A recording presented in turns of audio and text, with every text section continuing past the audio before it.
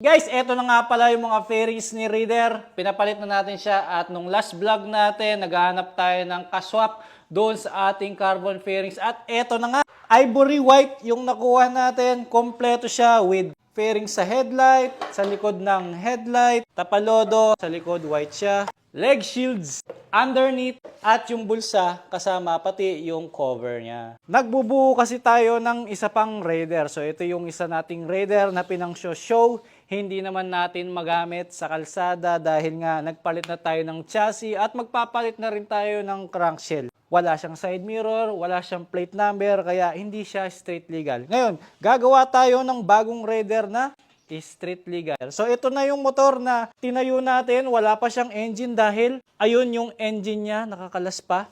Pero kahit hindi pa tumatakbo ang motor, nagpalit na tayo ng bagong gulong na B-Style, harap at likod. Ngayon, nandito tayo sa shop ko, sa Window Shop MC Pampanga. At naalala nyo ba yung mekaniko natin na nag-install ng gulong natin na B-Style? Si Carlo yun, alright. So nakita ko kasi yung kanyang motor na medyo pudpud na yung gulong. Medyo delikado po kasi kapag ang gulong mo sa harap is ganito kanipis. Okay lang ba sa'yo? Papalitan natin yung gulong? Palitan natin ng standard size na B-Style. Sa likod is 90-80 by 14. Sa harapan naman is 80-80 by 14. Mas maganda yata ako yung maglalagay no? Yun. Luma na. Tapos may mga crack-crack na yung gulong niya. Kasi second hand lang tong gulong na nilagay niya. Kaya palitan na natin. Tumatalsik pala par. Ang layo ng pinunta no? Yun. Ganun lang siya. Tapat lang yan dito no? Tapos silalak natin ganyan. Oh, tapos sisikwatin ko dito. Tapos aapakan to. Yan. Tapos iikotin ko na to, no? Ayun. Ito na yung bagong gulong natin na B-Style. Sa mga B-Style kasi, iba't iba yung mga pangalan ng mga gulong.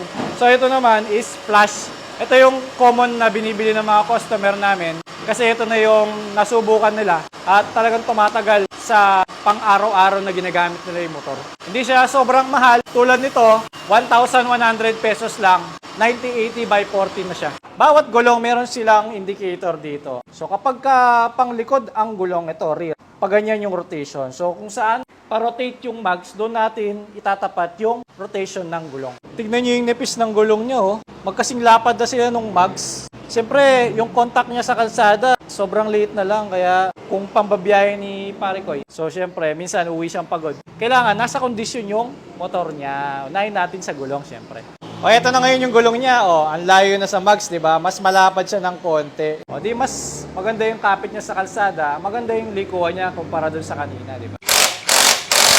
Lagi niyong tatandaan guys, kapag naggalaw kayo ng gulong sa harap, especially pag tinanggal ninyo, bombahin niyo yung preno ninyo ha. Huwag niyo agad papaanda rin kasi tulad niyan, tingnan niyo yung preno.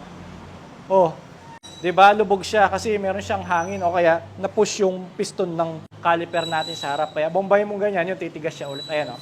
Siyempre, testing muna.